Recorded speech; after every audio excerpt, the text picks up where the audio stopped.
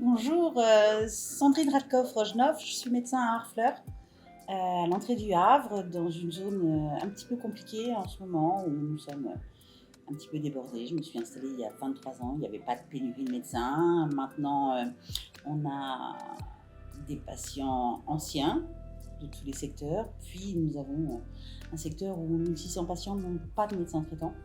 Et c'est très compliqué, on est très régulièrement de garde et on est toujours en train de courir après le temps pour pouvoir essayer de soulager la pression des consultations en urgence au niveau de l'hôpital. Donc, d'où l'idée de chercher à traquer le temps, reconquérir notre temps médical pour pouvoir offrir un peu de temps aux patients sans être débordé. On ne peut pas démultiplier ni nos bras, ni nos yeux, ni nos oreilles. Et du coup, on cherche le temps perdu. Est-ce que c'est pour ça que vous avez décidé de faire partie des médecins organisateurs de la soirée? Alors, j'avais eu l'occasion de discuter avec des médecins organisateurs qui m'avaient repéré dans une autre soirée où je donnais des conseils à des jeunes sur comment gérer cette histoire de temps et des idées qui avaient paru un petit peu percutantes. Donc ils sont venus en discuter avec moi et du coup j'ai accepté de me lancer dans l'aventure de cette série de soirées pour essayer de repérer nos problèmes de temps, les choses qui nous mangent, qui nous prennent tout ce temps qui serait utilisé à meilleur escient auprès des patients, et puis essayer de trouver à nous tous des solutions en fait. Est-ce que ça vous a pris beaucoup de temps personnel, l'organisation d'une soirée comme ça avec vos confrères? Beaucoup de temps personnel, oui, ça a pris du temps personnel parce que forcément il y a des recherches, on échange entre nous, donc il y a un temps de discussion informelle. On utilise des outils précieux comme le WhatsApp, le Telegram, des choses qui nous permettent de discuter sur des messageries en temps réel ou légèrement différées. Et, nous n'avons pas eu énormément de réunions physiques. On a réussi à faire ça à distance. On s'est réunis, mais on a réussi à gérer pas mal de choses sur nos moments gagnés, du temps trouvé. Quels sont vos objectifs pour cette soirée?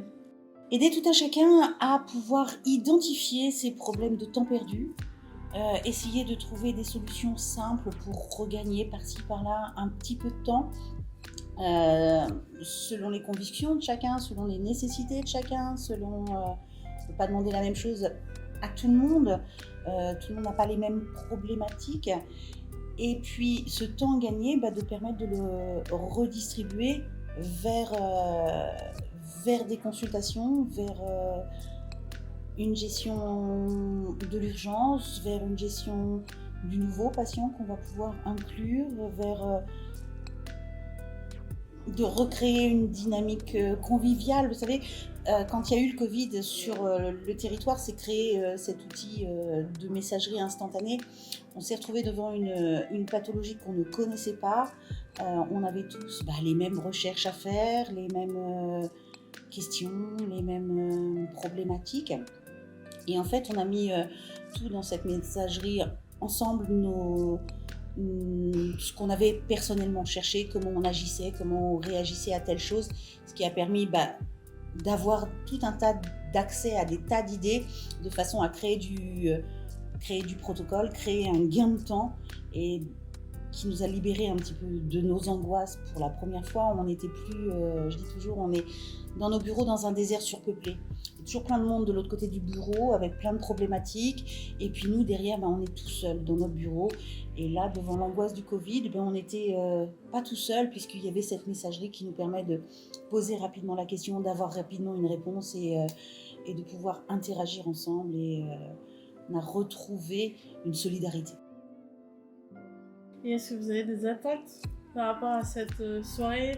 Je pense qu'il ne faut pas perdre ce côté solidarité, ce genre de réunion, mais en fait, on n'est plus tout seul derrière nos bureaux et on peut échanger nos pratiques, échanger nos idées, échanger nos petits trucs et recréer cette confraternité.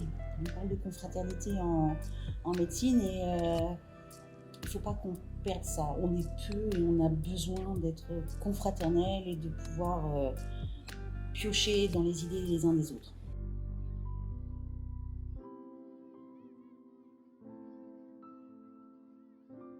Je vous souhaite une bonne soirée.